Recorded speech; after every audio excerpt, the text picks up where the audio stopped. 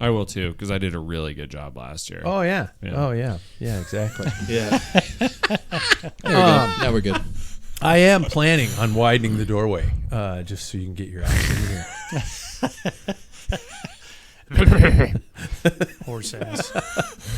With my ego. Yeah. Before we begin, sponsor mentions and an in-house plug. Pack Filler Online Store is your place for some fun and ever-expanding Pack Filler pride. Hats, caps, there is a difference. Mugs, shirts, stickers, jerseys, which are running low. 1, 2, 3, 4, 5, 6, 7 jerseys left, and more. Take a look at packfiller.com and show off your love of bikes. Next off, Untapped Maple. Pure Vermont maple is the core and clean energy is the result. Did you guys see they have new grape maple aid? Mm-hmm. Grape.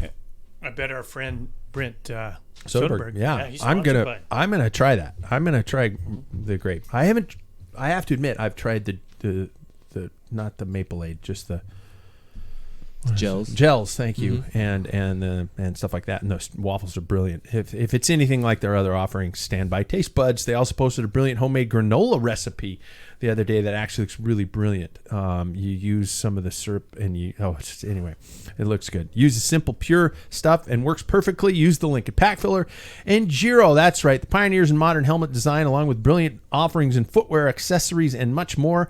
I just picked up my brand new Aries Spherical for 2024, and the design is nothing like I've ever seen before. Ventilation looks actually really good, and the sweat pads. I'm really hoping the sweat pads are as good as they look, because they finally push my salty acid sweat where it belongs, away from my eyes.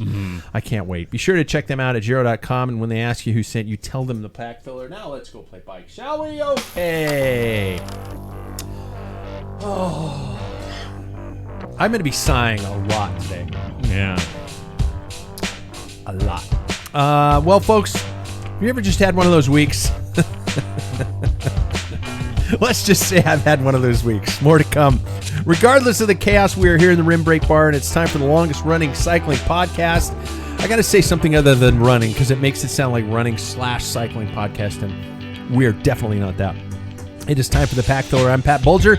Let's see who's here to play along, shall we, with our prologue question. Gentlemen, if you were to weigh in on the entire Taylor Swift-Travis Kelce conflict in the sport of throwball, what would be your initial thoughts? That's our prologue question for tonight. Careful, the Swifties are listening to this podcast. and a very, very dedicated group.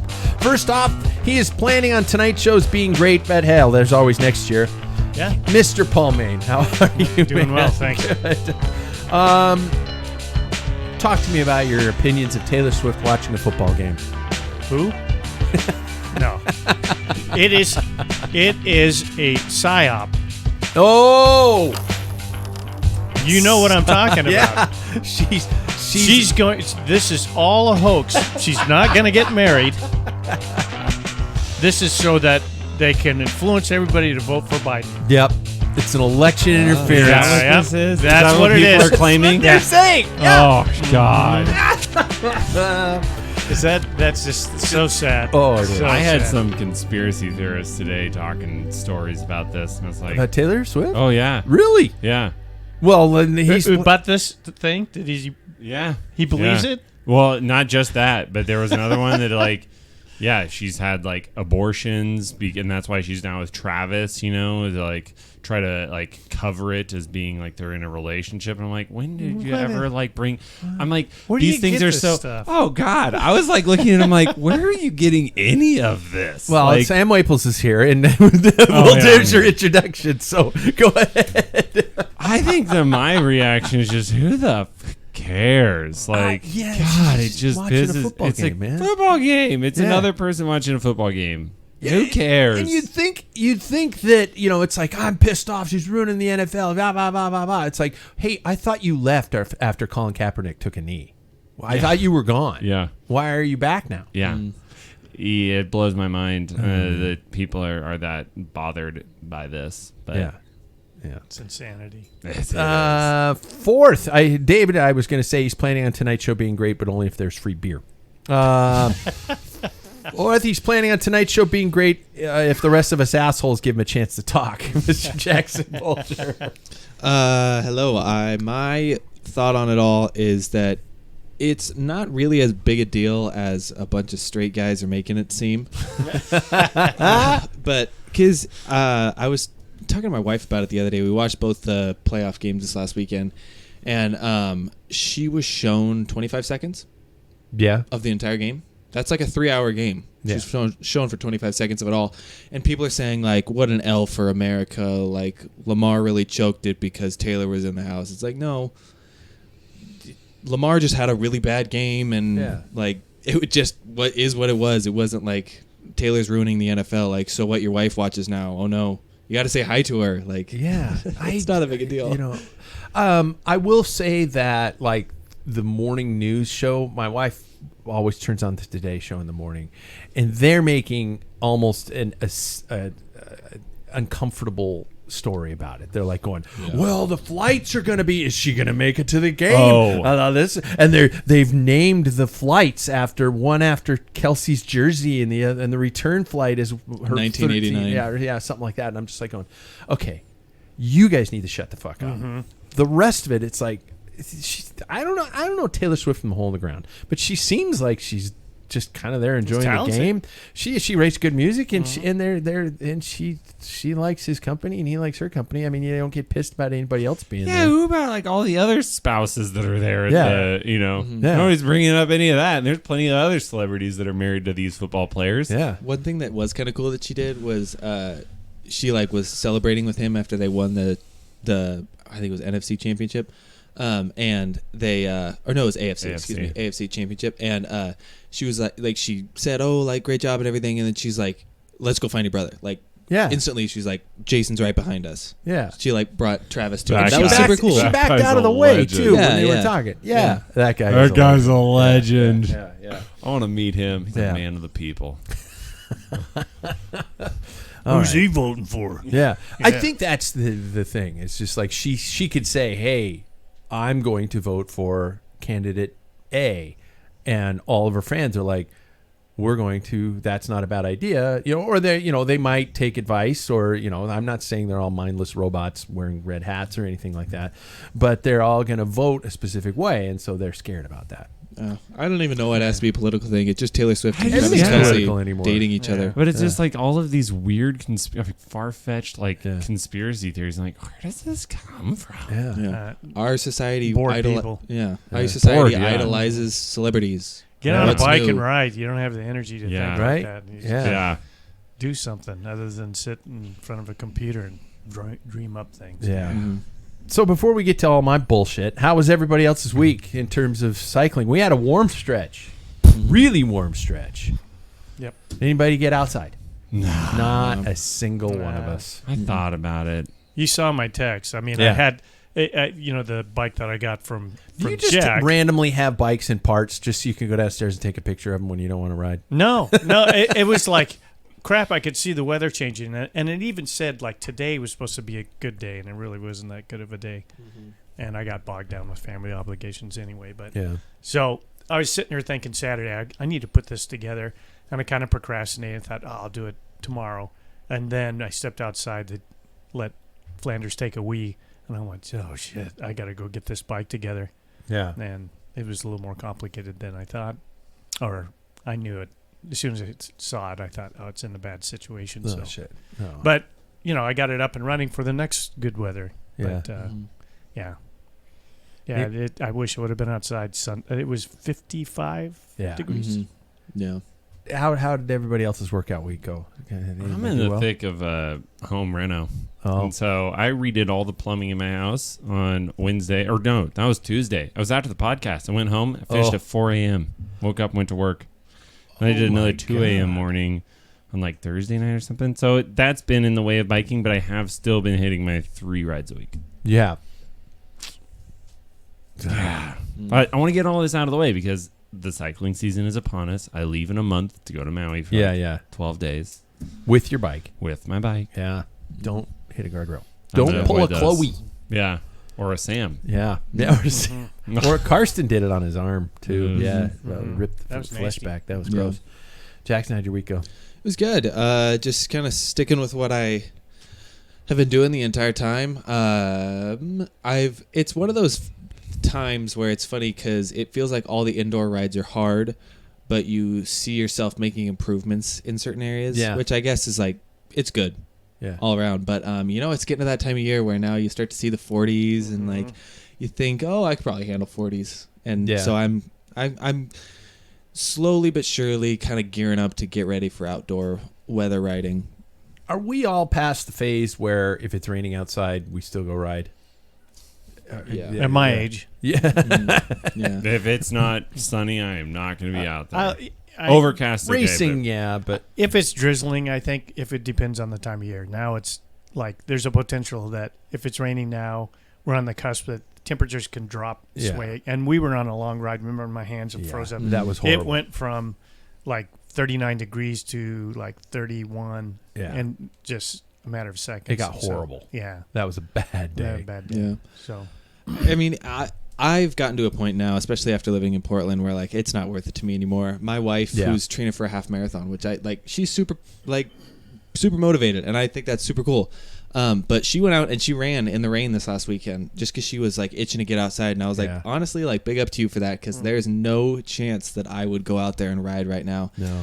But also, I'm just curious. Do you think that it's something to do with like cleaning the bike and all that? Because that's what it is for me. Yeah, Michelle and my wife and I were talking about that same thing, and I said I would go out and ride because I have the gear, I have the clothing, and all that kind of stuff. It's just the bike is so filthy when you get home, and you just I mean, I don't know. It's riding in the rain. It's practically cleaning it while you're riding it. So. But I hate being cold and wet. It's just there's no worse feeling than being too far from home and you're just freezing. Like I hate that. So that's why I'm not doing it. Yeah. And I hate to tell you guys, don't get excited because our marches usually suck. Yeah. It depends. We usually have like those like mid-March where it's like, whoa, it's 70. And then like, it's 30. And then it's, Yeah. What sucks is when that 70 is like all Thursday or all Wednesday. Yeah. And it's like, come on. And then the weekend's back to cold and rainy. And yeah. All right. I'll tell it. Here's my story. I'd pull up my shirt because you got shaved again? My chest hair has been shaved in like a bib. It's really bad, and I still have my hospital bracelet on, and I still have the. God, I hate when they put the what do they call it? IV right on your wrist. It's so tender right down in there. Hurts so bad. So anyway, last Tuesday after the show, everything's good. We had a good show. I was walking up the stairs to go to bed. Just boop, doop, doop, doop, doop. All of a sudden. Heart goes full back into AFib. I'm like, shit. Okay. I'll take my, I have a little magic pill that I take and, stuff like that. And I'll probably be fine in the morning or maybe in the next 18 hours, something like that. Didn't go away. 36 hours went by and I was like, okay, this hasn't gone away. I called I emailed my cardiologist, cardiologist, cool guy, and they said, okay, if it's been more than 24 hours, chances are something's wrong. We're going to schedule you for a cardioversion, which is where you lie on the bed, they knock you out, and they hit you with the paddles. And so the whole week, by the way, I really think that every Apple should make like a iFib, like a defibrillator you can just have in your house and just put it on your chest when you go to sleep, and when you're in your deepest amount of sleep, it just automatically goes. It just naps you. Wouldn't that be great? I could just be like, oh, I'm an AFib. Good night, honey. Or if it's just like you charge your watch to 100%, and you just press a button. God, oh, don't touch me for a minute. Yeah, exactly. I just wish they would do that because the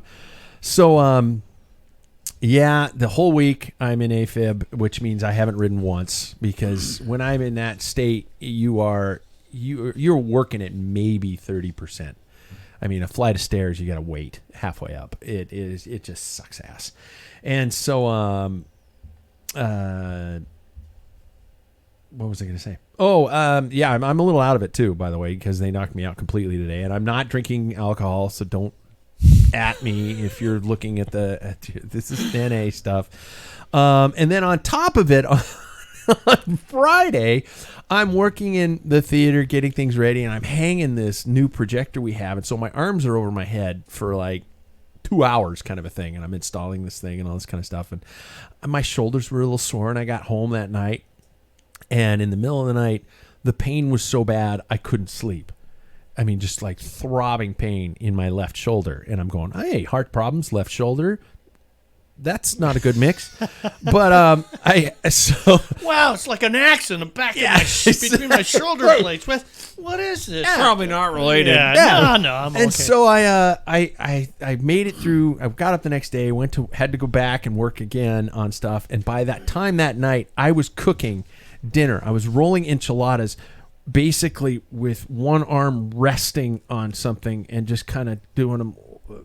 It was so pitiful, and I was moaning while I was doing it. I was just like, my shoulder was so bad. I mean, this was, as a cyclist, you know how to deal with pain. This was a 10 on a pain scale, and my wife just like, okay, sit down. We put hot pats on it and stuff, all that kind of stuff. So I went to the doctor for that one too, and apparently I have calcium. Bone spur? No, calcium on tendons, deposits on my tendons from years of use and abuse and stuff like that. It's from drumming. Well, I also thought it was probably from the mountain bike and stuff like that, and the abuse that the shoulders have taken over the years and stuff like that, and so. Calcified tendon that does need more looking into. So in other words, I'm pretty much falling apart. Yep. Yeah. You're getting old. Exactly. And I'm not going to get, I just wanted to get that out of the way because we did post, and oh God, I made the biggest dumb ass high schooler mistake today. I'm in the hospital. I take a selfie as a joke, and I accidentally posted it to Instagram like a dumbass. And I'm like, oh my God, I don't want that up there now. I haven't told my parents that I'm in the hospital. I haven't done anybody that I'm in the hospital, stuff like that. And so I deleted it immediately, not thinking the fact that my Instagram posts immediately to my Facebook, which is where all my parents spend their days. Not an Instagram. Oh, shit. Oh, shit. And so they immediately started. I guess my dad texted my wife like 5 minutes after it was posted. I was like, it took me about 4 minutes to realize it was on Facebook, and then I deleted it, and then I saw shit. So, yeah. Cat's out of the bag. Yeah, Might as well put it back up. Yeah, exactly. Yeah, exactly. Well, I wanted it as a joke, but, stuff like that. So this got me thinking about, and don't stick with me here for the, because I'm going to sound all philosophical and depressing and shit. The fragility of it all. I don't want to. What I want to talk about, just to kind of fun out here, is I have this term, and I'm sure other people use it, of Camelots. Times in your life where you don't have the wherewithal to think about the fact that what you're going through is a really cool time. And in terms of cycling, the riding, the racing, I can think of the teammates was so perfect that you just thought it was going to last forever, and it doesn't. I can think of, for example, the early Arrive years when we were juniors, where there were 50, 60, 70 juniors at the start of a race. We had group rides 4 times a week at least, big crowds, and stuff like that. The Washington Classic was here. I'm at my parents' house, and their teammates coming in and out all the time. We had Olympic athletes staying in our house every summer for the Washington Classic, and you don't think about the fact that this is an amazing moment in time, and I call those Camelot experiences. Also, I could think of sometime, Jackson can recall, my wife's aunt and uncle. We used to go over there every weekend and just have an amazing time, and we just thought that was going to last forever. And you don't realize that it's on a limited time scale. Has any of you guys experienced, and Jackson, I know your cycling career is kind of short-lived, but you can go with your soccer years or anything like that, but has anybody experienced what I call a Camelot in terms of your riding time?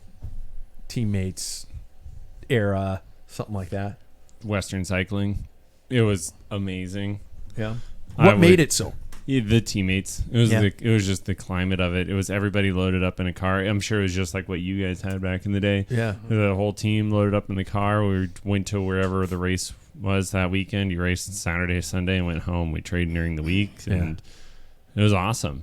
Yeah. I mean, I think back and I had great years with Audi and fun teammates, and it was fun to race with David more so there competitively. But yeah, Western was foundational to me, like falling in love with the sport, and which is what I was saying last year. The Montana stage race reminded me of having the whole crew there, and we all just hung out, and it was a good time. Yeah, so. I think that that was kind of a flashback of that. And my wife, I remember looking at me going, "This is fun." I'm like, "This is what we used to do every weekend back in the day."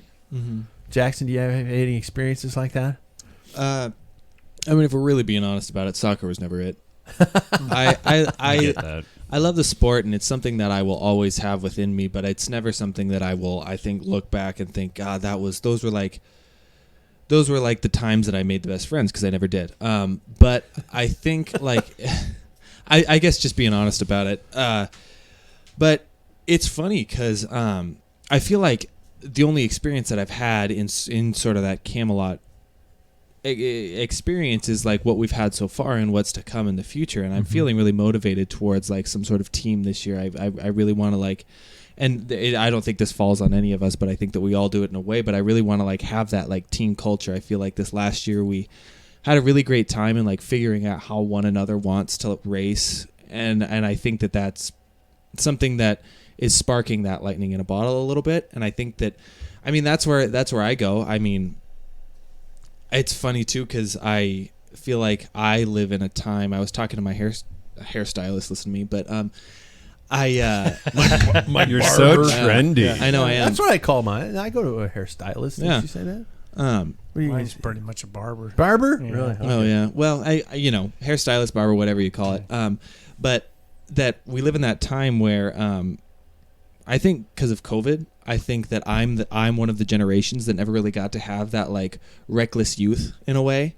And That's so a great point. Yeah. And so I think that Camelot of like, you don't really realize that all of these amazing things are happening around you is almost like not taken away from me, because I think that I got a special is a funny way to talk about it, but like a weird time of my life in such like I would say crucial developmental part of a person's life, and I kind of have to now fill that back in. And I think that my Camelot is still on its way.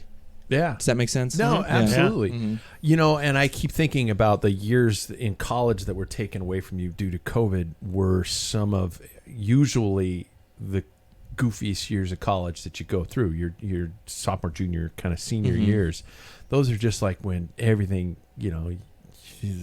is awesome. Yeah, you can live a full week on ramen and hot dogs and just be, and go. We got enough money to get to this race, and you go and or something like that. Right, and I feel like that's something that I kind of wish I was able to get in a way, because there was a time in Portland when I raced one time, and I felt like an excitement and a spark towards that. But now you don't. We're in the world where when you're young, you don't really get those like reckless years. You don't get that time to like mess up, live on ramen for a week, because if you do, then like it sounds terrible, but you're homeless. Like that's what COVID created, I think, in a way. So it's weird for the young people.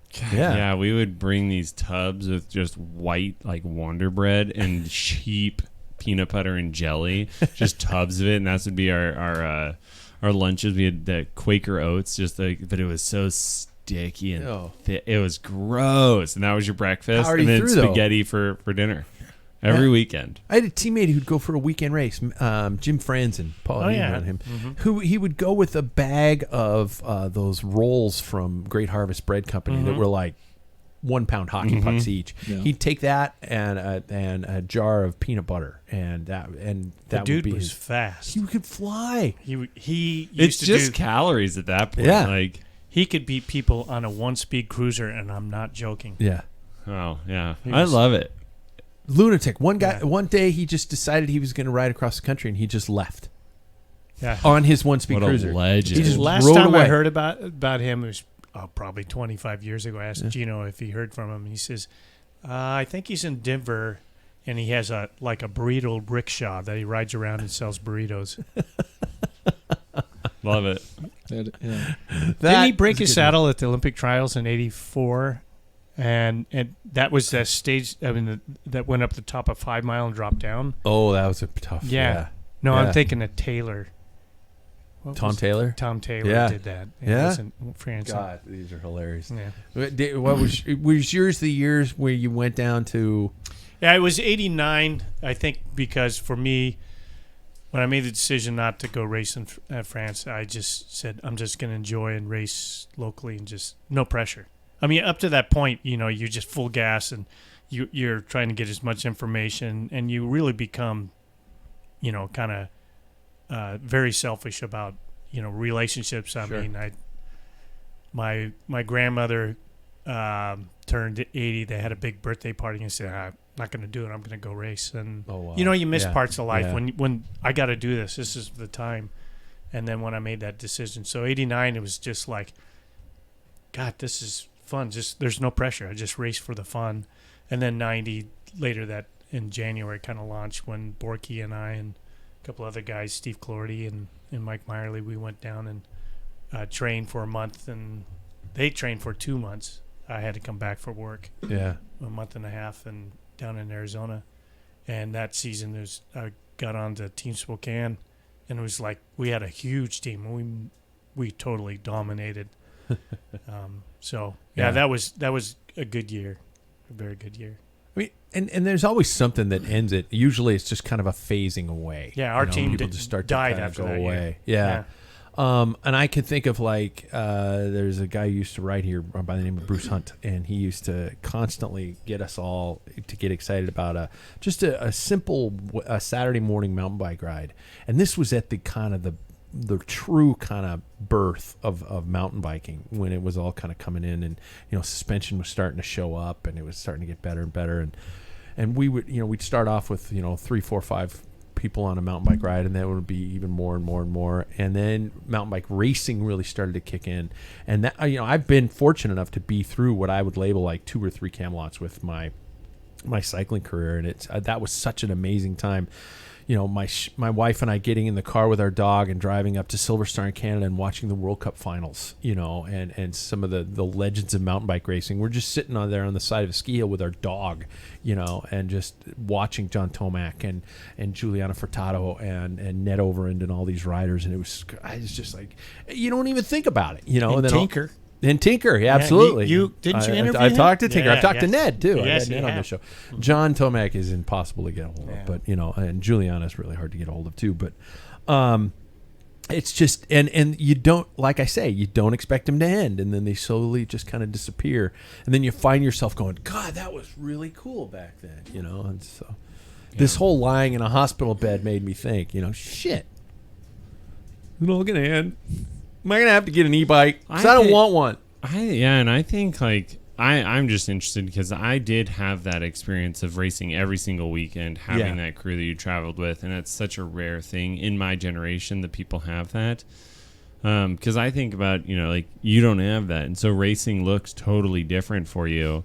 But to me, in my optimism, I think for you, so I would look at it that's exciting stuff ahead. We're entering one. We're entering one. Yeah. For you, almost. Yeah. That's what I've been saying. It's not necessarily a negativity that I have towards the future. It's more of an optimism. And like I said, I do feel some sort of motivation to help in cultivating some sort of fun team culture. I think that a lot of cool things could come of the next few years that we all do together, and it's just endless possibilities. Yeah.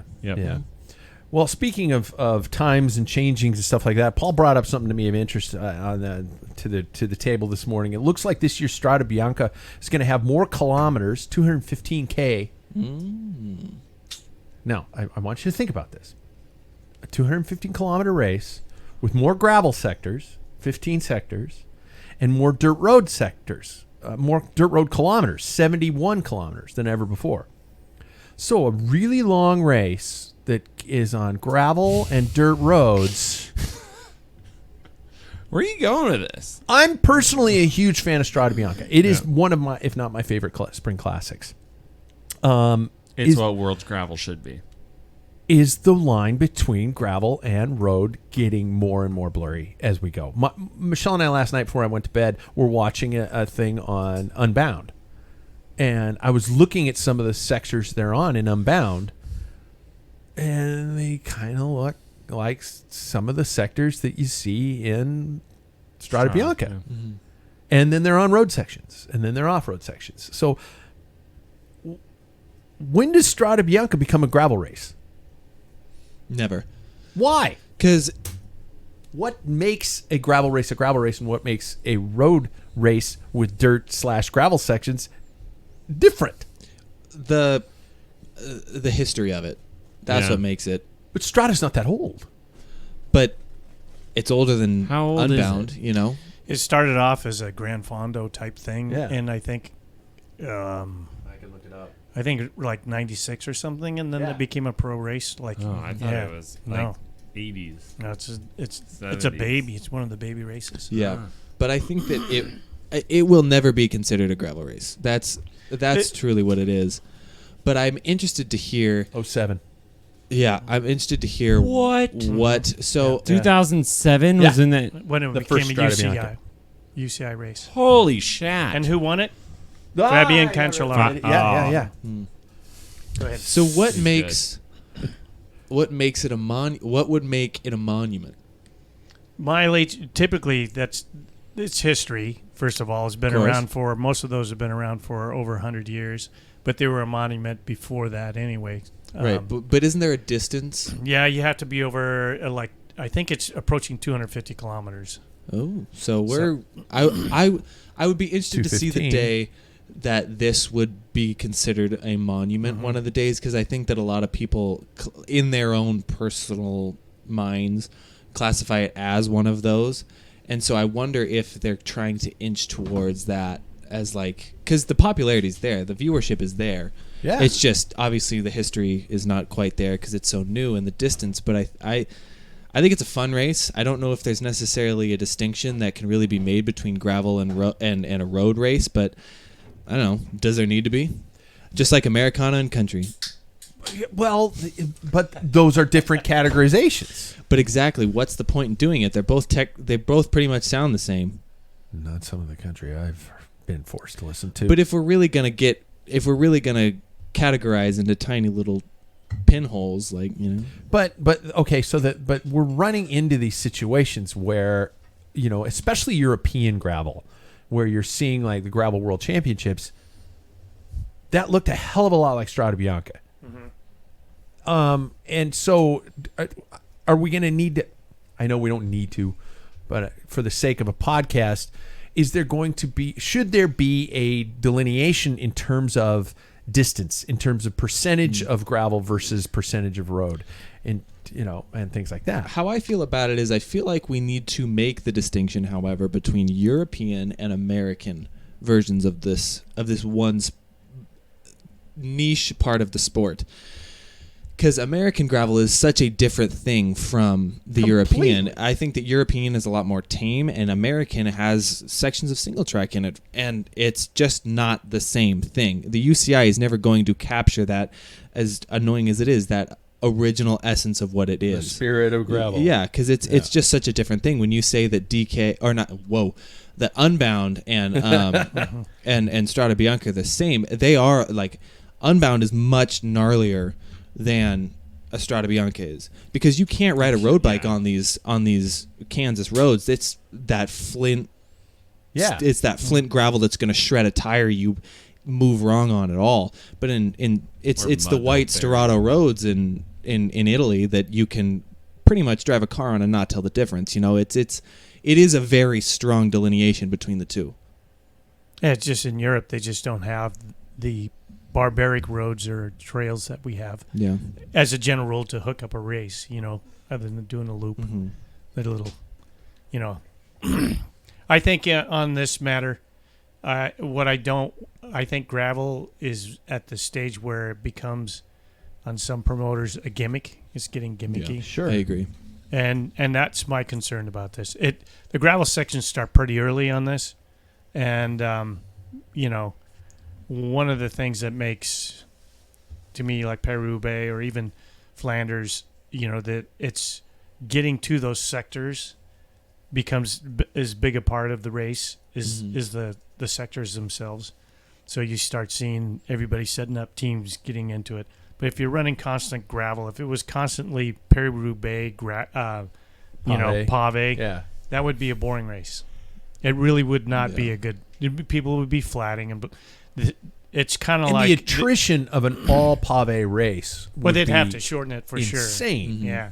So typically on a Paris-Roubaix out of 250 kilometers, 50 kilometers that, and it's usually towards the end. It starts at like 100 and there's 50 kilometers is Pavé, and I think about it starts after 120, 30 kilometers. It's just pavement till they start hitting sectors. Yeah. So and if you look at that map, it's like gravel. You hit pavement, gravel, hills. And riding, not that it's real, but riding those on Rouvy, I'm like, these freaking they're steep hills. Oh, they're Jesus. really steep. They are massively steep. Yeah. And the descents, I was sitting there, because when you go down, I'm like, that's butt clenching, scary stuff. And that's the thing, where those are kind of gravel riding roads, or where gravel originally was created. Sam, you and I both done Ephrata. Yep. Would you classify that as a gravel fondo? Oh, not really. See, but I mean, there's a 98% of the people do it sections. on gravel bikes. Yeah, and I did, and I will do it next year, but that's just because I think the ideal setup would probably be 30s. Yeah. Maybe 32s, but I can't fit that on my road bike. Yeah. But I do. I think a road bike is the way to go on that. I've known a few people that have won it on a road bike. So I did it on a road bike. Yeah. But I flatted 4 times. Yeah. I wonder if tubeless would be the way to go on it. Yeah. I don't know. Yeah, Terry Prime, who listens to the show quite a bit, he said everybody's fastest time has been on a road bike with 28s. Yep.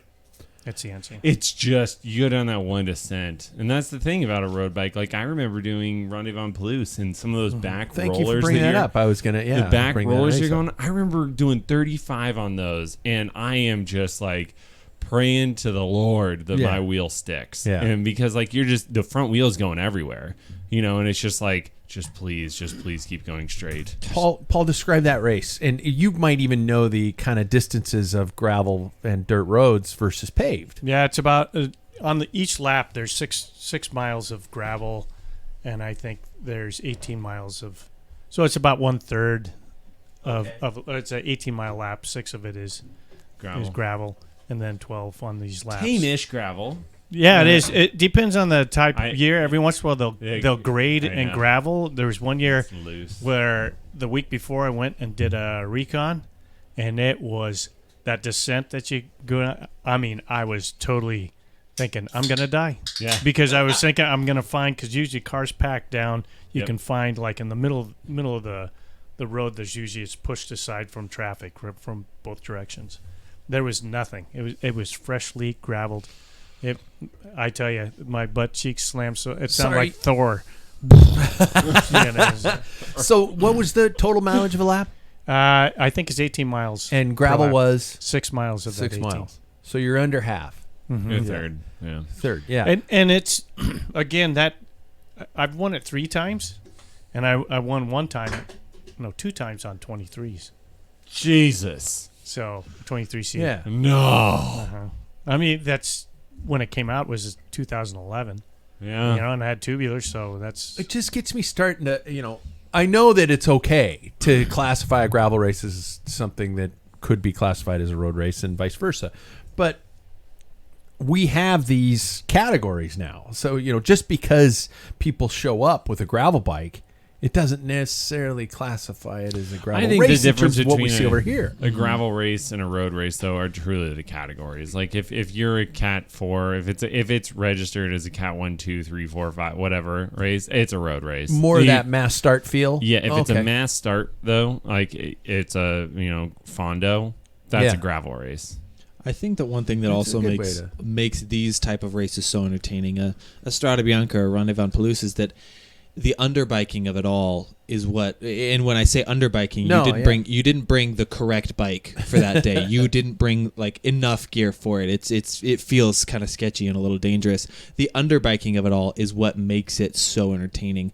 The fact that nobody's riding the right bike in Strada Bianca is what we all go there for. Yeah, The fact that right. nobody rides the right a bike really in good Paris-Roubaix is what Yeah. we all go there for. Mm-hmm. That's the entertainment of it. If And we're watching a gravel race, they've perfectly chosen their bike to the specific level and everything. Nobody's underbiked. Everybody's exactly perfectly biked. And it's just, that's what gravel is that you've brought the right bike to the right show. Yeah. Road racing in these classics is you brought the wrong bike to the wrong show, but who's the strongest person in this group that can control that bike well enough? That's well put. That is really well put, because I think on the same note, gravel is becoming underbiked also, because people are starting to take their gravel bikes on trails where I'm watching on YouTube and I'm going, it's a fucking mountain bike trail, Well, man. it That's a single track mountain bike trail. You could haul ass on a mountain bike on that And trail. it depends anymore, though, because now we're introducing suspension forks in gravel bikes, drop bar bikes. There's Dylan Johnson is one of the lifetime Grand Prix riders, and he rides a drop bar on a on a full suspension mountain bike. Yeah. But he just prefers it that way. So we're starting to see Tomac did it first. but We're yeah, starting yeah. to see these like weird Franken bikes from all different iterations of cycling, and it's fun. But I think a lot of the purists find it a little bit annoying. Hi. Yeah. I'm a little bit of a purist. I think also that's you bring up that point about being underbiked. The first couple of years of Ronde van Palouse, because there's been gravel, like we had Spokane River Road Race before. There was no such thing as we just raced on it. Yeah. We had a gravel climb, and then we had sections later on. We put sections of rolling gravel roads. We just call them dirt roads too. Dirt. It was dirt. Yeah. You got a dirt climb, and it's like tire selection and wheel width 12% or 14%, Yeah. and you're barely able to keep your bike in a 42-21 upright.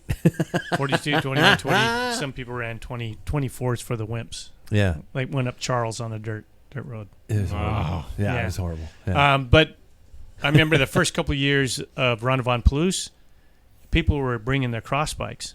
Yeah. Because they thought, and they'll run wider tires. But the pavement section, they fared Horrible. paid, excuse me, they Yeah. paid dearly for that. It was not the same. It's like riding with your But brakes on they when were you get to they the were pavement. great in the gravel, but that's only 1/3 of it. Yeah, So you come out of the gravel okay, and then people just start hammering on the. yeah. So Game over. yeah, Yeah, okay. I can't wait for Strada Bianca, and I'm cool that they're adding more. I love it. And Paul, you mentioned the Ruby app, and I really need those guys to pay us for all the time we give them, because it is cool to go out and look at the actual roads and then have it on a realistic setting and realize that you're going to fall off your trainer because they're such steep. Bitches. And you think- and then you're looking at the quality of the road, and obviously they shot this video in a car, but you're just going, holy shit! If I was just riding these roads, I would be toast. and you have to think about it. This is gravel, and if you're doing a 18% climb, Yeah. you're not standing like you can on a trainer to No. get over the top. Yeah. Yeah. You have to sit. Or you're extremely tilted back in an Yeah. uncomfortable position where Yeah. it doesn't feel like you're standing. Yeah. It's epic. Speaking of dirty stuff, cyclocross worlds, gentlemen, take a look. The World Cyclocross Championships are happening in Tabor, Chechnya. Would anybody have known that it's in Chechnya right out of the gates? Right out of the Nope. And neither would I. Where's Chechnya? Over there. I would say Eastern Europe. Yeah, Yeah. sounds right. Yeah. Okay. Matthew's been talking about this perhaps being his last go at a rainbow in cross. So before we get to picking, who thinks that the quote all-around riders end quote are starting to feel the impact of such a brutal schedule? I mean, you're not seeing these guys road season, cross season, mountain bike included. And I thought You about can only that. do that for so long. Yeah. Well, I thought about it. When those guys, you had Pidcock at 3, Pidcock, Van Aert, and Vanderpool. Those three, everybody's like, because they were doing really well in road racing, and everybody's like, maybe cross is the answer. Now it's the other way around. they're feeling the pain, and we even talked about on the show back. Is like you can't go full gas every day of the year round. And look at Wout. He's like, no, he's not doing Worlds. He picked out a couple of races that he wanted to do. And that's fine. His focus is on classics. Yeah. You can't focus on all those. Mm-hmm. So it's not. I think it just depends on what. It was cool during that time. Those guys were rocking both cross and road. But would one say anymore. it was a Camelot moment? Yes. With those three gentlemen. Yes. See how I tied that all back? Well, I think what those three really did, and people can come after me for saying this, but it really showed the lack in quality of the cross field. What? I think that those three bring those things. Oh, but I mean, don't get me wrong. They would. I'm not saying that I or any of us could ride at that quality. I'm not saying that. I don't want to be that armchair quarterback that say that I could do it better than them. I can't. Sven Nys, all those guys. Yeah. No. Sven Nys, different level. Yeah. I'm talking about the current era outside of those big three. But when we see three riders come into a field that have been training for that specific discipline year round, and they just kick everybody in the shins. It's like it almost to me showed that like they are training incorrectly, or something is that either we have just this unbelievable generation of these riders coming through, because when we see Mathieu van der Poel murder this this group Peloton group, whatever, or Wout van Aert, and then Ellie Iserbyt is like 5 minutes off. It really, to me, tells me that why aren't they up to par? Why can't they keep up? What's going on? If this is their sport, why can't they do it? Yeah. And to me, it I don't know. It makes me question like the quality of the current cyclocross field we have. Somebody somewhere is screaming "doper" into their phone right now. Oh, and somebody's probably saying, "Oh, he's wrong. This is like the best generation we've ever had." But it's like, I think there's always there. I think you hit it a little bit. I think the talent we just hit of, even on the road, Pogacar, Van der Poel. I mean, they're doing things that no one's ever done Pogacar's before for a long back time. to the classic idea of a Giro and a Tour, and he's not riding them to participate. Exactly, and even during Merckx's period, people forget about. I mean, there was a good group of riders, for classics. Roger de Vlaeminck, Walter Godefroot, Henny Kuipert. Those guys, those guys were always the ones to watch, and that Merckx didn't win every race, and those guys were just so. But after that, you just had like a select what we've been going through, and I think we hit a good batch again. Yeah.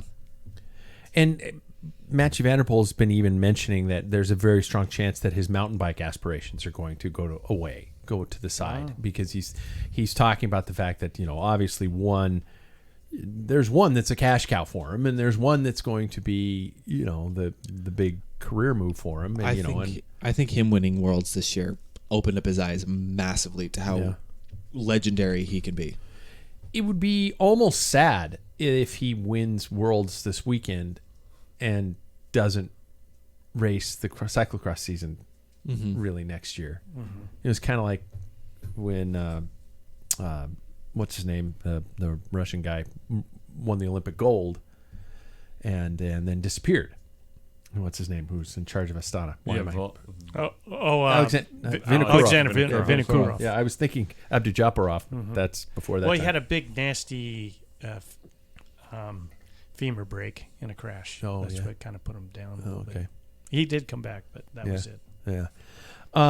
So looking at our start list, I have the men's and the women's in front of us, and I'm wondering if anybody's just going to go completely off the grid and try and go and pick somebody who might not be the guaranteed winner. We always bank on Sam on that. Yeah, Sam always just He's America. Yeah. Yeah. Or your brother. Women is Pierce Sagan still racing? Yeah. Yeah, he is on the mountain bike. Is anybody picking somebody? We'll start with the men. Is anybody picking somebody other than Mathieu van der Poel for the win? Nope. No. Not for the I've win. got second and third, though. Yeah. Oh, you do? Okay. Yeah, Michael Venturno. He's been... he's had up and down season, but he had a good race last weekend, the first on Saturday, holding pretty much longer than anybody else on Mathieu. Yeah. And then Prem Ronhar, and I think he's Dutch national champion. He's young, and he's full of vinegar. Does anybody have anybody other than that? I just picked the winner. I just picked Matthew because I think he's watching his attacks. Oh God, I miss watching bike racing in that last race where he was just. I didn't have the legs today, but he was just moving past gobs of people uphill. Yeah, I think somebody who is to watch as one of those next generation type of riders that does it all is Thibaut Nice, Sven Nice's son, riding for Lidl Trek this year. I think that he's doing a little bit of both, so I'm interested to see what he can do down the line in both fields. Yeah. And we're not going to rule out some of these other guys doing it because we watched Wout van Aert almost going to the win last week and 2 weeks ago and taking it easy over two dismounts, breaking his saddle and falling down. I mean, those kind of things could happen. And then winning. Van der Poel went down, but Van der Poel went down in that race. Yeah. So we can't rule out mechanicals and somebody like Eli Iserbyt being able to take home something on his own. Sam, you got it? Who'd you pick, Sam? Yeah. So the other on the ones second were, column. Lars van der Haar and Lauren Sweek. Okay. I like Lauren Sweek. Yeah. For the women, I didn't pick Van Empel. Huh. Well, you're stupid. Yeah. She's the Vanderpool of the women's. I don't know cross. why. I didn't pick her either. I want Puck Peters to do something. So that's who I picked. Clara Hansinger. Oh, yeah, that would be cool, but I Yeah. don't think it's going to happen. I have Well, come on. Van Empel to win, and then the rest of the podium is Lucinda Brandt because she's tough after breaking her nose and get back up and Yeah, one of the next race she races. And then I have Puck Peters. Yeah. Well, I might have picked a podium. Yeah. I mean, I put Van Empel, who's going to win. And then, I don't know, I'd like to see Maglia Rochette from Canada be higher up in the, categorization. But let's be real. We all know what's going to happen. Name Puck. Right? If I ever have, I'll probably name a dog Puck. Read your Shakespeare, man. Yeah, Read your that's Shakespeare. right. Yeah. Wait, really? Yeah. Oh, really? I don't know. Or Midsummer Night's don't. Dream. It sucks. It's all. Hey, Midsummer Night's Dream's a good show. Yeah, it yeah, is. well, I've got a lot of feelings about Taming of the Shakespeare that Shrew. I think that Taming theater of the Shrew people is That's a would good one, love. too. Mhm. Yeah. No, it's not. No, Yes, it is. okay, wow. All these are Kiss over Me my Kate. head. I did like that Yeah, one. Did yeah. you ever see that? There That we was go. Yeah. All the adaptations. There we go.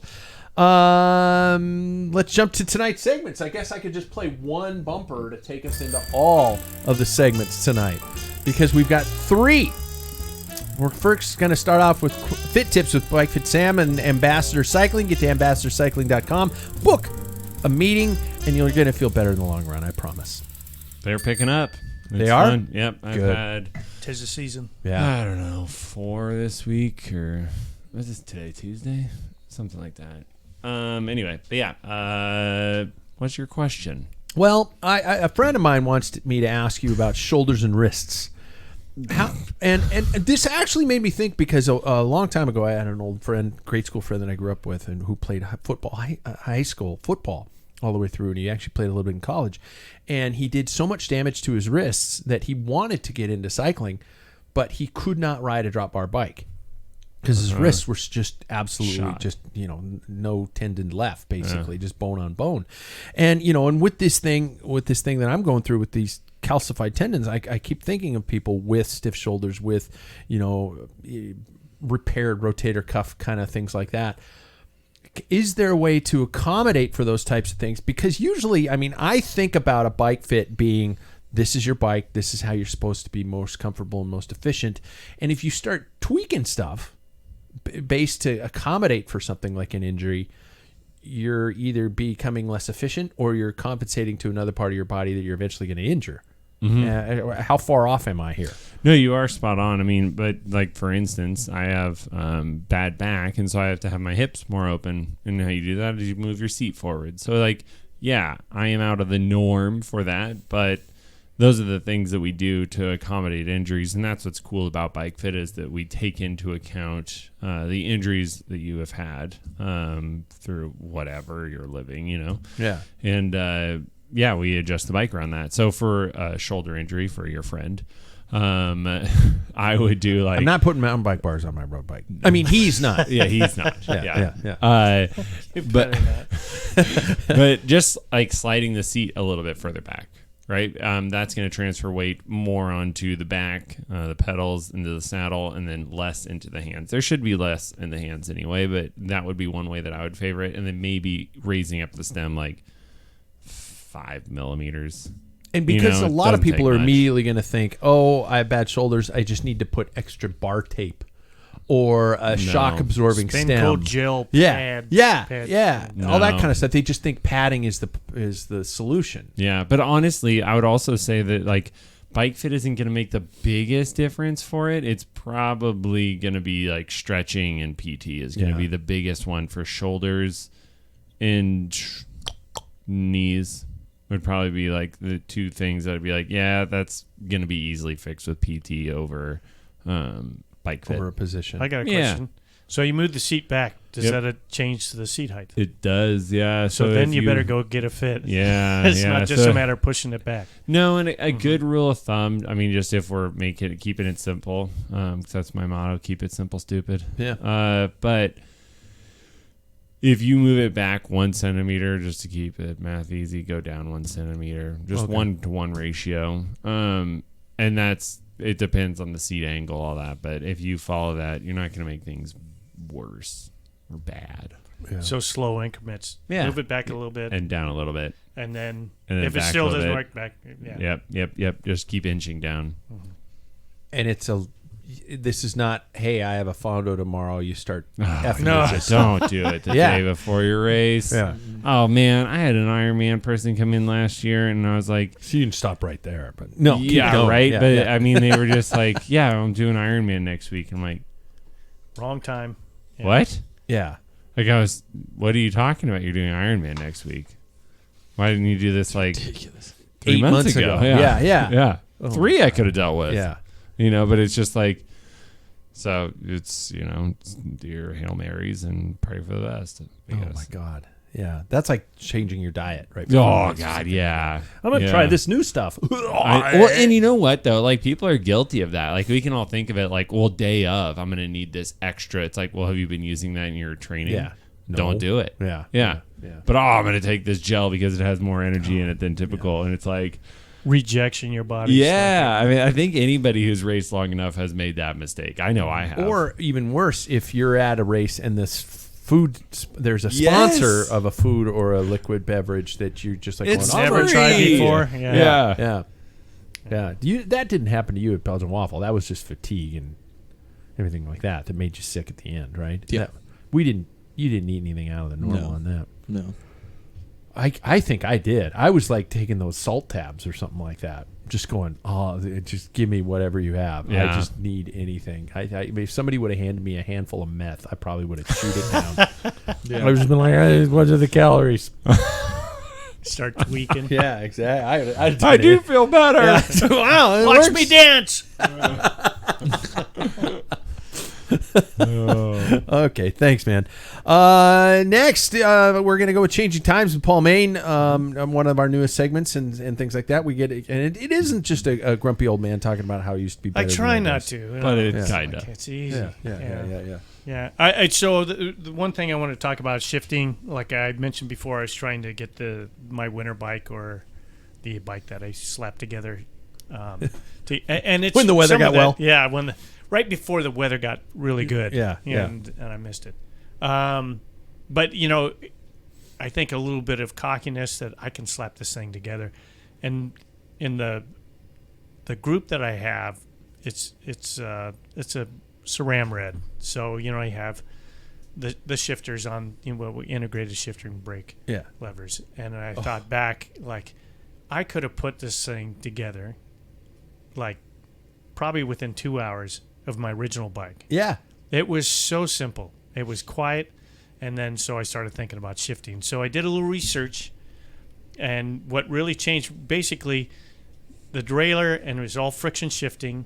Yeah. And Pat and I have bragged about this beautiful shifting during the friction period. It's called Simplex. Yeah. Retro friction. I can't believe I don't Campy have any had their up there on version the and wall. stuff. And it was because the derailleurs were all designed to have a heavy spring that when you shift up into a lower gear, you're fighting that spring. And every other shifter had a nylon bushing in there, and there's times where it gets stuck and you'd overshift, and it was a pain in the ass. And Simplex was heaven. Pros, the Renault Elf team was not necessarily sponsored by Simplex. No, they were campy, but they would buy Simplex shifters and put them on their everybody on their ran campy Simplex. bikes. Yeah, everybody threw the campy shifters away. Wow. Yeah. And that, to me, kind of started. That was like foreshadowing how campy and shifting got into Index. Yeah, they never really got into the group. I think that's kind of hurt them. Beginning of the end. They've had some adequate, and I ran Campy Ergo back in the day, like in 90. I did too. I think it came out in 92. I have a list to start, but yeah. What really happened is Shimano got into the game, and they tried to get more people into bikes. They created, it was called Positron, and it was the first Index in 1977.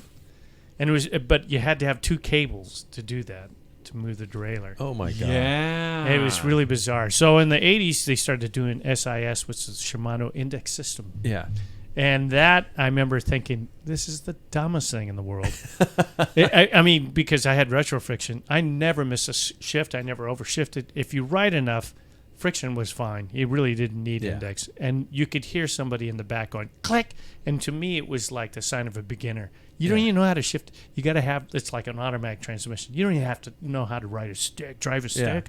You know, that. And you had to make sure your shift lever was always in the right position. You know, on it's like friction. playing a trombone. It's like playing a trombone. If that position of the trombone is a millimeter left or right, it's going to change the note, and you would be in between gears in that situation. So so you would hear people grind me a pound. Yeah. You know, to trim it out. God, I love that so much. Yeah. Wasn't it Shimano too that did that? Like the chain ring kept moving, but the crank, like the freewheel was on the chain ring. Free. That was I know Schwinn had that. Schwinn did it. Yeah, the first, and there's been different. So that's basically what e-bikes do right now, right? I thought it was like That's the BioPace or something. But they still like have that. the freewheel. But the thing is that that's part of the problem. The drivetrain guy was that we were always moving. We know Mr. Bozo and his e-bike is that the lifting pins are in a different position. Yeah. So it was throwing the chain off, not where you crank and put power. The pins are in the wrong spot. Yeah. Lifting up. So anyway, I was just thinking about that and the progression, and looking back at how fast things change. So 80s Index shifting, and then in 1990, 89, actually, Phil Anderson helped Shimano develop the STI, which is, what was it, Shimano Total Control, Total Integration, Total Integration, that's what it was. So that's what that started everything. Mm-hmm. And I have to say, when I saw that, because I poo-pooed anything from Shimano, and I'm like, shit, this is a thing. It changed. It changed the game in crits. You keep your hands on the bars. Yeah. And I still was a little bit, because what happened in the old days, you could. Yeah, and I am me. But with friction, everybody had I like running Satis silver chains with my Campy, and I use Suntour free wheels. I mean, you could select. You knew what worked for you. Yeah. What happened when Shimano started doing the Index? It started creating. Nothing is compatible. You have to buy into that system. Spacing issues. Yeah. And then, of course, in order to get the performance, that's what we all did. So, we'll say 1990, we had Shimano with STI. 2 years later, here comes Campy on their version, Ergo. Yeah. And then SRAM they were just into grip shift. So from 1990, which didn't seem that long ago to me, but things just went like bang, bang, bang, and you started going all these multiple speeds, and now we're in electronic, and it's kind of interesting where if I had today's bike, I was sitting there thinking while I was putting that bike together with hoses and everything, that is a day. Yeah. If I don't do it, it's all day long. There's only 2 lines. Yeah. Yeah, but just to get the hoses in there, and if you have a brand new bike, With Shimano, you have to program. You still have to program with SRAM a little bit. Not that it's difficult, but it takes a long time to get that bike set up. I'm only playing devil's advocate just because, it is quite a simple system. But I do agree with you. I tore my dad's Serrata down last year and rebuilt it, and it took me all of 2 hours to tear everything off of that and rebuild it. Granted, I've been doing it since 1985, so but on simple stuff. That's where, and I'm gonna say it. That's where a group like Cycle Systems is such a great asset to have those kind of classes where you can watch somebody do it and then have the guts to tackle it yourself. It's because I agree. It's beyond an engineering degree now. It's crazy. past that. It was so simple, and it was the average guy. But I think also there's some benefits to it. I have to. I don't know because I haven't truly experienced other than riding a couple of electronic groups. Yeah. It's really hard. Yeah, it's just better. I don't think it's going to win you a race as opposed to, the total brake lever, shift lever between that. Yeah. And even clipless pedals. And, I mean, there's some... Those are jumps. And even headsets, difference from our threaded compared to threadless, what we used to call threadless headset, which we run today. Those are big, and sealed bottom brackets. Those are big advancements. Yeah. So there we go. That was that. Lastly, but not leastly, we're going to finish off with Jackson and his segment style points. He even brought his iPad in. I didn't realize that you and I have the same color iPad. I bought a new iPad. But the blue one? We got blue. Cute. Man. Anyways. Cute. So, I know that Paul might need to leave a little early, and that's totally fine. Yeah. And if you do, it's all good. I don't care. Yeah, in about 4 minutes. Okay. Yeah. So, anyways, I decided to, because I'm thinking about this year making a sunglasses change. Oh. Yeah, I know, yeah. But I'm not going to say, because that might sway how you feel about this whole thing. I went through each and every World Tour men's team. I apologize that I didn't have the time after I got home from work to go through the whole women's World Tour, but I will another day. And I went through each and every team, and I saw what their sunglass sponsor was, and I picked the most popular one, and I wanted to play a game. Oh boy. Where we all either love it or hate it. You don't get a middle choice because we live in a polarizing society, and why change? Yeah. So I will hold the the giant of this, the Goliath of this whole industry to the end, and I will show you pictures of each team's, and I even have like what they're named, what team rides them, all that stuff. I don't have the price because it doesn't matter. If it's style, you're gonna buy it. Yeah. So first of all is KOO or Koo, and Bor Hansgrohe rides this brand. They did change from 100% over the last year. Yeah. Yes. So we should have projected this. It's all good. This is the it's okay. KOO. I even have the name of it, Alibi. Alibi. Okay. So if you like this brand, look it up. Love it or hate it? Love it. Love it? It's got a rounded bottom to it, so I'll say I love it. Okay, love it, Paul. Paul, man, it's gonna be hard with Paul. He's He's not gonna wear any of them. He's gonna hate it all. I would say I love it. That's traditional. Love it? Okay. Yeah, that's Great. Yeah, kind of a top frame, no bottom frame. Yeah. I am a love it. Okay. I would go love it. Yeah. Yeah. I like a bigger glasses. I like that we're going kind of that way a little bit. Yes, exactly. Thank you. Next we have Sun God, which is Garant. yes, Love it. So Sun God did do a specific Geraint Thomas one, They and had I think to do the white frame. yes, they did, and they made it look like the white frames. However, Ineos rocks these. These are called the Vulcans, and even in an Ineos Grenadiers color frame. Sam, what do you think? I don't love it. I don't So love it hate? either. So I hate it, if Hate it's it, love or hate it? hate, I'm gonna have to say hate. Paul, Yeah. what do you think? Yeah, again, it's not offensive. I'll just say love it. To me, like glasses are so close together now. Yeah. It's the same Yeah, design. That's really Yeah, close. It very something much is. across Yeah. the top bar that Yeah. I don't really like that. Yeah. Yeah, it's what I find interesting is it's the colorway. Yeah. I think the colorway changes it. Yeah. I love it. I like the Ineos colorway, and I like that kind of bigger frame.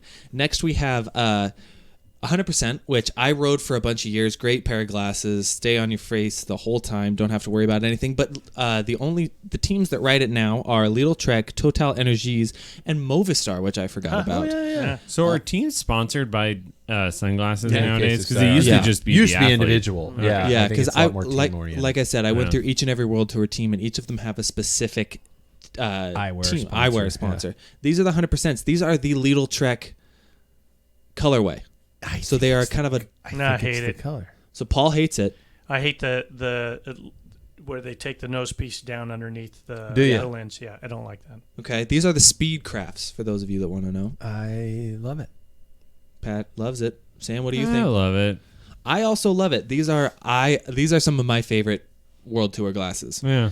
By the way, the Sun God. Hey, you boys. Oh, I already mentioned what the Sun Gods were. Next, we have second most teams sponsored by this brand, Ikoi, which is Arkea B&B, Lotto Destiny, Israel EKOI. Premier Tech, yes, and Cofidis. Aren't they Belgian? I don't know. If they are, I like it. Paul already loves it. These are the Ikois. Hate it. I like Sam it. hates it. I like Paul it. loves a Reminds me lot. of the Viper glasses that you see. That looks a little pit viper. Yeah. I agree. I'm going to say hate. I hate. I hate it. Everything that Ikoi puts out, I despise. Hate You're just it. opposite on all of us with us here. Next, Rudy Project, the only Hate team. it. I loved my old school Bernardino Rudy. The projects. only team in the entire Pro Peloton that rides at this bar in Victorious. These are the red Hate. versions. Nope, hate it. Hate it. Sorry.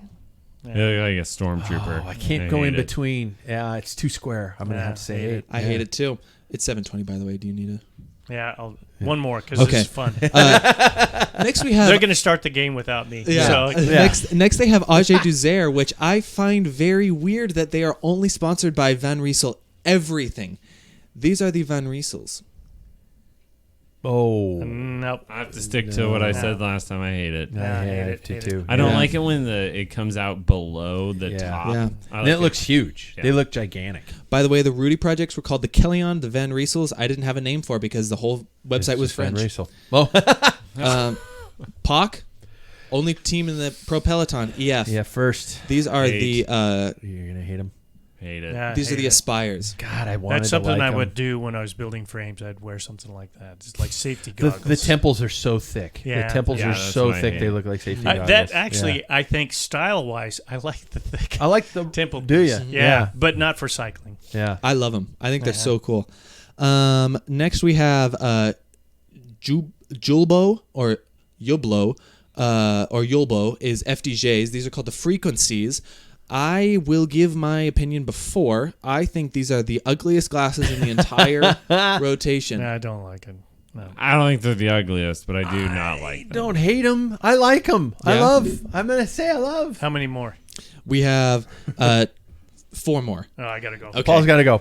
Later, See ya. Paul. Thanks, Good night, right. Paul. Yeah, good night, Paul. Everybody Good say to have good night you. to Paul. Zags. Go Yeah. Zags. All right, next we have, maybe while Paul's here for a couple of seconds, we Yeah. have the Uvexes. These are called Oh. the worst name in the entire lineup, the Sport Style 236 set. That's Intermarché. It is Intermarché. That is the only brand that is sponsored by German. this. German. Vomit.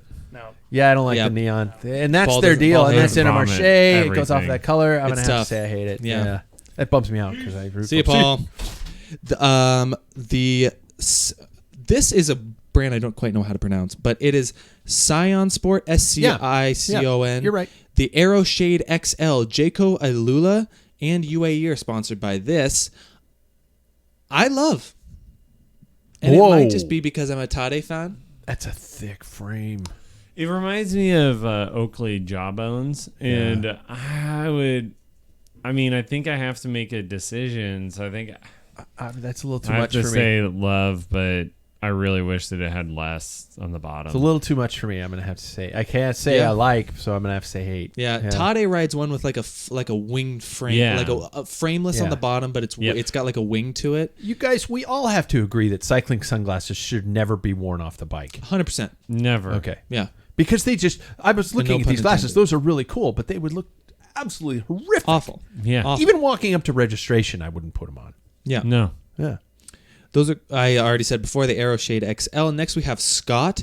DSM is the only brand that is sponsored by Scott now. Wow. So these are called the, what are they called? Torica. What do we think? Ooh, Hate it. that looks like a safety goggle. I hate them too. I hate 'em. I think Scott went the way of 2011 cycling, 2010 cycling, and it's not something that I like. Rounded. Yeah. And I Yeah. don't, once again, coming out not on top of the bridge. Yeah. And so by far the giant of the entire sport is Oakley, not which is sponsored by which sponsors 6 different teams: Soudal Quickstep, Vismo Lisa Bike, Canyon SRAM, Fenix Deceuninck, Alpecin Deceuninck, and Estana. Yeah. All of because those. of Mark Cavendish. Right, exactly. Now for this I have 2 different frame styles. First one is the Sutro, which I feel like is I'd wear those. popular sunglass. I'd love those. I don't love, but I love more than I hate. Yeah. The price point with Oakley is what kills me. I know. Well, yeah, and what's We're spending $300 on a pair of sunglasses. That's insanity. So I want you guys to embrace. I hate it. I already know. I want you guys to embrace your inner fashionista. I don't care. That's your job. I do not care. These are the Katos. I hate it. I hate it. The blends over the nose. And the frame doesn't connect all the way down. Like, it turns into just lens. Every time I would reach up to wipe my nose, I would make my lenses dirty, and I am OCD when it comes to dirty lenses. That would make Think about how much sweat you'd have in this region because it's so like sealed to there. Yeah. You love them, don't you, Jackson? These are going to be my new sunglasses for the 2024 season. Oakley Katos, you will see me in them. I love them. I think they're so cool. I guess I shouldn't pursue an eyewear sponsor. I think they are a silhouette that we have not seen in cycling for a very long time, and that's why I like them a lot. Because everybody looks at you and they're like, what? Yeah, they stand out. Like, what the hell are you wearing? I got to know more about them. I think they're so cool. Okay. Yeah. So that was... I get it. It's not my style. Yeah, and that's what I think is so fun about cycling is we all have such different tastes. Some people would like those Scots that we all hated. Yeah. And some people would despise the Sutros that we all love from Oakley. And certain faces fit certain frames so well. 100%. Like, I might not be a fan of whatever Ayula Jaco was riding, but I'm going to see Michael Matthews in him this summer, and I'm going to be like, okay, those look cool now. Yeah, I think an honorable mention for this entire segment does belong to 100%. I think that they have such a wide variety of frame shapes that can fit anybody's face shape, all the way from Nairo Quintana to the biggest face in the world. Yeah. They fit well, they ride well, and they're really cool. There's a brand you didn't include that I'm also going to throw out there too, is Tifosi, who makes a variety, big budget friendly, and a big variety. And Smith.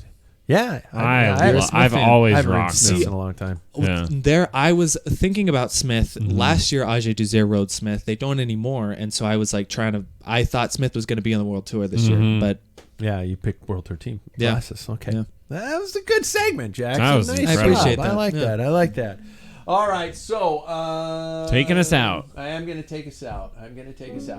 That one? No. I like this one. And to take us out, I have a final question, and you guys got to be quick about it, and you can't name names. Of all the people, teammates, and friends, quote unquote, who was one that just never stood a chance? It's like you were a teammate with him, and it was just like, no, man, this ain't just it never stood a chance. You don't need to name names. Because I was always going to beat them? Or they were just bad teammates. Did you? Oh, my brother. I'm just kidding. I don't know if I should legally answer this question because all of my teammates, are practically in this room or listening to what's going on. So okay, maybe it's just me because I was thinking of some teammates over the years that I've had, and one of them in particular was always attacking, even though I was the chosen leader for that day. Or I have another one who I rode with at the Olympic Training Center, who went on to bigger and better things.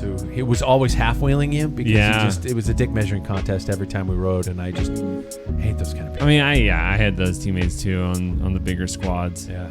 But all right, thanks everybody for listening. Please subscribe to the show, to our YouTube channel, and be sure to check out packfiller.com. It helps so much.